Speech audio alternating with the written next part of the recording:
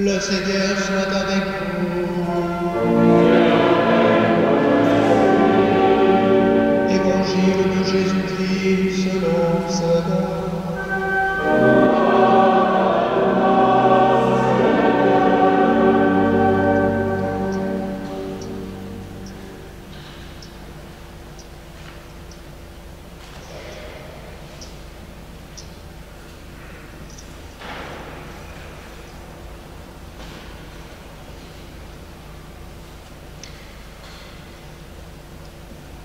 En ce temps-là, Jésus, ressuscité, se manifesta aux 11 apôtres et leur dit : « Allez dans le monde entier, proclamez l'Évangile à toute la création.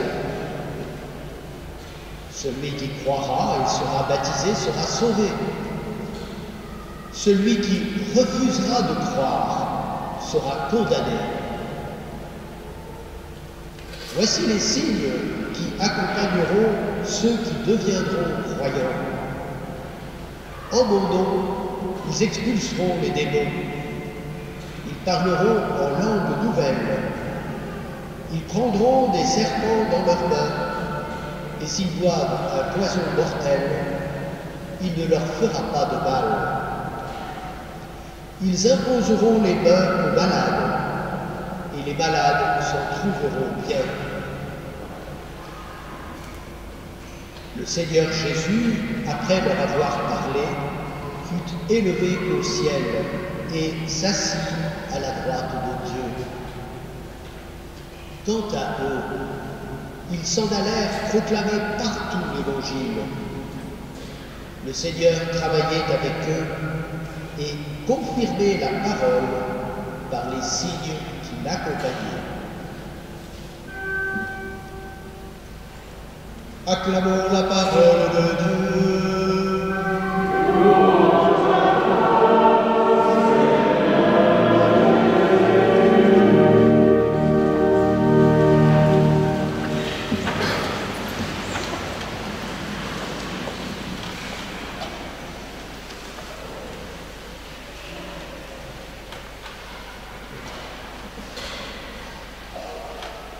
Frères et sœurs, je commencerai par une image qui va parler aux Chalonnais. Enfin, pas cette année, parce qu'ils n'ont pas eu lieu. Les montgolfiades, ça vous dit quelque chose? Ces grosses boules qu'on voit dans le ciel, pendant tout un week-end, par dizaines. Eh bien, qu'est-ce qu'il faut pour qu'une montgolfière s'élève dans le ciel? Eh bien, il faut deux choses. Il faut le feu de l'esprit, enfin il faut le feu, cet air chaud qu'on propulse dans la montgolfière pour la faire s'élever, pour que l'air soit plus léger, que ça puisse porter la nacelle. Donc il faut l'air chaud, pour nous c'est le feu de l'Esprit Saint, Et puis il faut aussi larguer les amarres et quelquefois lâcher du lest. Sinon, on ne va pas s'élever. Et là, pour nous, c'est larguer les attachements au monde présent, à la terre, et abandonner le péché. Voilà, alors on est un peu comme des montgolfières, il faut qu'on s'élève vers le ciel, il faut qu'on pratique ça, il faut qu'on accueille le feu de l'esprit en nous pour gonfler notre ballon, et puis il faut larguer les amarres, nous détacher de la terre, développer en nous le détachement et puis renoncer au péché, c'est-à-dire progresser dans la vertu. Alors on va passer à une image un peu plus sérieuse, parce qu'il va être qui est celle de la liturgie d'aujourd'hui. Qu'est-ce que vous avez entendu dans la prière que j'ai faite tout à l'heure, que vous avez tous mémorisé, n'est-ce pas? L'ascension de ton Fils est déjà notre victoire. Nous sommes les membres de son corps. Il nous a précédés dans la gloire auprès de toi, et c'est là que nous vivons en espérance.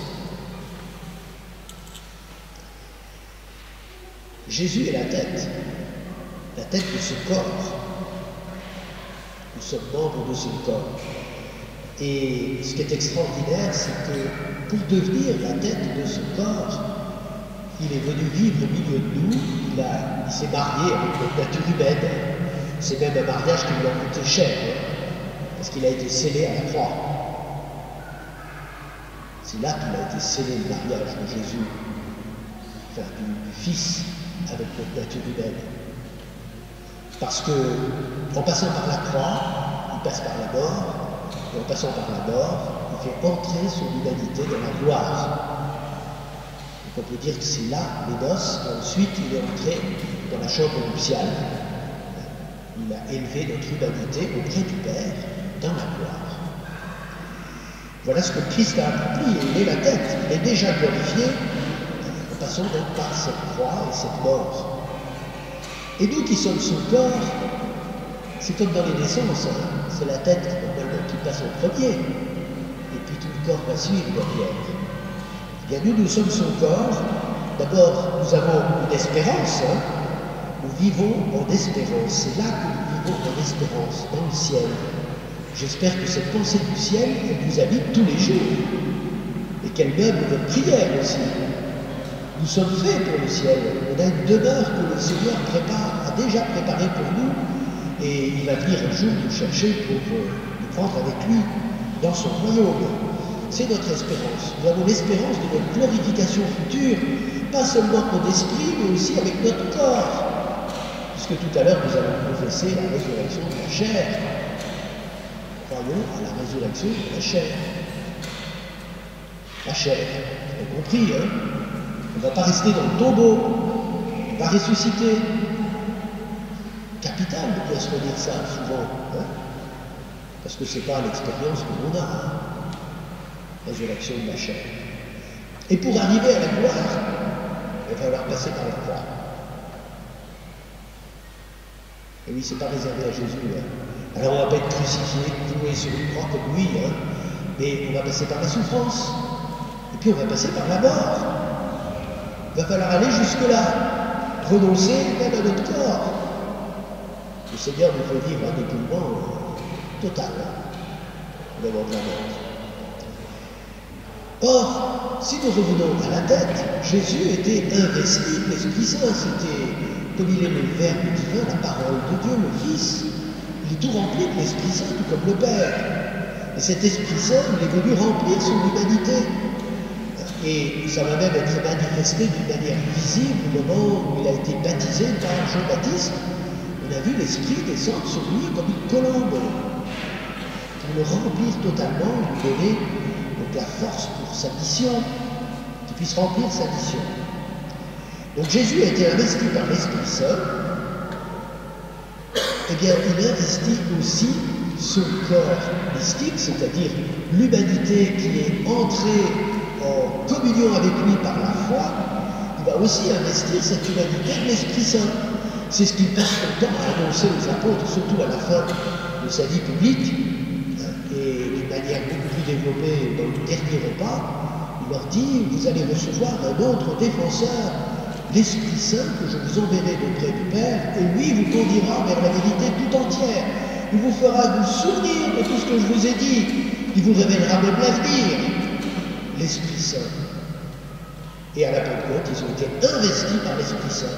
Et ce jour-là, il y a même eu 3000 personnes qui ont été baptisées. Donc, l'investissement par l'Esprit Saint a été phénoménal. Hein? C'est merveilleux ce qui se passe. Donc, nous sommes son corps, nous sommes investis de l'Esprit Saint. Il est l'âme du corps. C'est lui qui donne à son corps la force de suivre le chemin qu'il a tracé. Je suis le chemin, la vérité et la vie. Il faut qu'on prenne le pas derrière lui pour suivre le même chemin et rentrer avec lui dans la même gloire. Et l'Esprit Saint nous est aussi donné pour la mission. Il fait grandir le corps du Christ avec toujours de nouveaux membres à chaque génération. Les nouveaux membres sont adhérés au corps. Et c'est capital, parce qu'on a entendu là dans l'évangile que j'ai lu tout à l'heure, c'est qu'il faut qu'on aille proclamer ça à tous les hommes, parce que celui qui croira et sera baptisé sera sauvé, alors celui qui refusera de croire sera condamné. Est-ce qu'on pense à la multitude des hommes qui n'ont jamais entendu parler du Christ. Comment vont-ils réagir le jour où ils seront en face de lui? Chers amis, pas de relativisme. Il y a un seul sauveur de l'humanité, c'est Jésus de Nazareth. Il n'y en a pas d'autre. Parce qu'il est Dieu lui-même qui s'est offert le sacrifice. Il n'y a pas d'autre sauveur. Hein. Ce n'est pas Mahomet qui peut nous sauver, c'est pas Bouddha qui peut nous sauver, c'est pas Confucius qui peut nous sauver. Aucun sage de l'humanité n'a apporté le salut à l'humanité. Seul le Christ sauve l'humanité. Alors on n'a pas à l'imposer aux gens, mais on a à le leur dire. C'est ça la mission. C'est dire, mais Jésus, c'est pas un homme, c'est plus qu'un homme. C'est Dieu fait homme. Et il a offert pour vous l'unique sacrifice qui nous sauve. C'est-à-dire qu'il nous libère du poison de la vie qui est la souffrance, le mal, le péché et le mort. Avouez que c'est quand même le poison de la vie, ça, non? Est-ce que vous êtes d'accord avec moi? Peut-être que vous n'avez jamais perdu un proche. Ça m'étonnerait. Sauf peut-être les plus jeunes. Mais la mort, c'est terrible. Elle est l'aboutissement de tous les autres dégâts qu'il y a avant, par le péché et par la violence, par le mal, par la maladie, enfin tout ça. Bref, vous avez compris. Donc, il y a urgence. Le désir du Père, c'est que tous les hommes soient sauvés. Il faut la mission, il faut aller annoncer jusqu'aux extrémités de la terre. C'est l'ordre de Jésus, que vous ayez évangélisé Jérusalem, la Judée, la Samarie et jusqu'aux extrémités de la terre. Et les apôtres ont obéi. Ils sont allés jusqu'aux extrémités de la terre connue de l'époque. Jusqu'en Asie. Après, c'est tombé en panne, mais il a fallu des siècles pour que ça se reprenne. Et voilà. Alors aujourd'hui, on vit un drame en Europe. L'Europe vit un drame qui dure depuis 3 siècles. Elle a perdu son âme, l'Europe. L'Europe était devenue chrétienne au Moyen-Âge. Elle avait été évangélisée. Et le Moyen-Âge, mes amis, abandonnons l'idée d'une période d'obscurantisme. C'est tout le contraire. C'étaient des hommes libres, les gens du Moyen-Âge, parce qu'ils avaient une immense espérance. Ils savaient pourquoi ils étaient sur Terre. Et ils étaient capables de construire des cathédrales. Alors qu'ils n'avaient pas les moyens techniques d'aujourd'hui. Hein. Parce que leur espérance, elle était dans l'éternité. Le Moyen-Âge était plus heureux que notre époque. C'est une époque de désespérance. Alors qu'est-ce qui a produit le XVIIIe siècle? Il a produit l'athéisme. L'athéisme militant, qui a produit quoi? La Révolution française. Et qui a produit quoi? L'expansion des idées marxistes à travers le monde. Les idées du communisme. Le communisme, c'est une mise en idéologie des idées de la Révolution. C'est ça que l'Europe a produit à travers le monde. Hein? Qu'est-ce qu'elle a produit au XXe siècle? Les drames qu'on a vus pendant le XXe siècle. Elle a perdu son âme, l'Europe. Elle s'est, je dirais, suicidée à la guerre de 14. Toute la jeunesse de l'Europe est allée mourir dans les tranchées. J'allais dire une grossièreté. Les 2 hommes politiques n'ont fait que excusez-moi de la suite. Voilà, mais ça a produit le communisme, avec des dizaines de millions de morts, avec les goulags. Ça a produit le nazisme le XXe siècle, l'athéisme. Le nazisme, c'est athée. C'est les camps de concentration, c'est l'extermination du peuple juif, parce qu'il est le signe que Dieu a parlé aux hommes et que Dieu existe. Ce peuple, il dérange. Il nous dérange. Et finalement, ça a produit le libéralisme, l'ultralibéralisme, le consumérisme. Voilà ce que produit l'athéisme, mes amis. Un monde malheureux. Un monde qui saoule les hommes pour qu'ils n'aient pas le temps de penser, parce que si jamais ils pensent, ils vont se déprimer. Parce qu'ils ne savent pas pourquoi ils sont sur Terre. Ils ne savent pas d'où ils viennent ni où ils vont. Alors on les saoule de distraction, de consommation et de loisirs.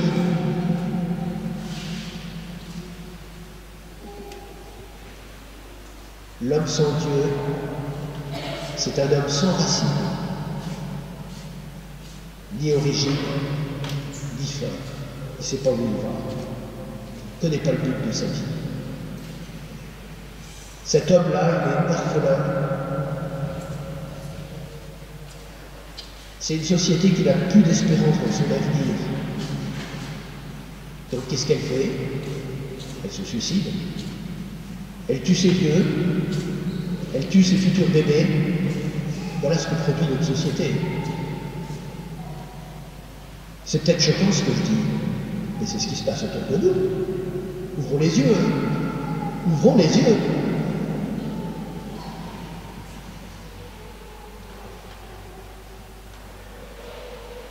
Alors, quelle est la note d'espérance que je vais vous donner? Eh bien, c'est l'espérance des missionnaires.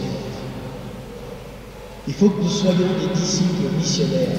Nous, les chrétiens, nous devons crier notre espérance au monde, lui redonner un espoir, lui redonner une perspective.